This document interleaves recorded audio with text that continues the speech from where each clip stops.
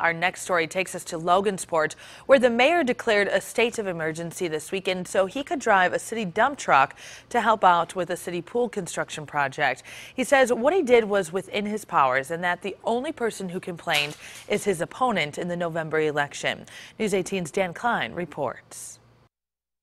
Look, this is no more than a cheap political ploy. That's what this is. Mayor Ted Franklin says he was volunteering his time Sunday with several others, including the police chief, moving dirt from the ongoing construction project at the Tower Park pool to the old Tipton Elementary School about 3 blocks away. That's when he got word of a complaint that city equipment was being used on a Sunday. That complaint was baseless. But another one, a little later, had merit. He was driving a dump truck without a commercial driver's license. After talking with the city attorney, he declared a state of emergency just for the 3 blocks in between the job sites, for as long as the volunteers were working Sunday. I didn't see it as a big deal and still don't see it as a big deal.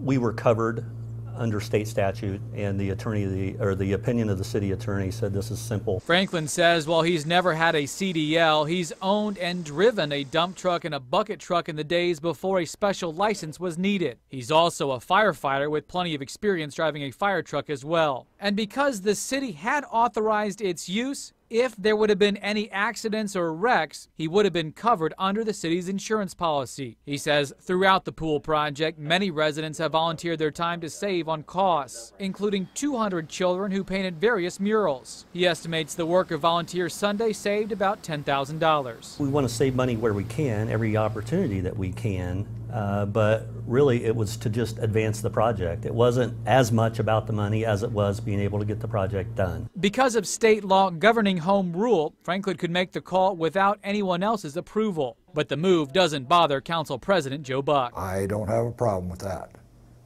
If it had gone to the council to vote, I'd have definitely voted to go ahead and do it. Franklin says he's been told the complaints were made by Dave Kitchell, his opponent in November's mayoral election. This is really a non-issue. It's a cheap attempt, but it's a non-issue. Reporting in Logansport, Dan Klein, News 18.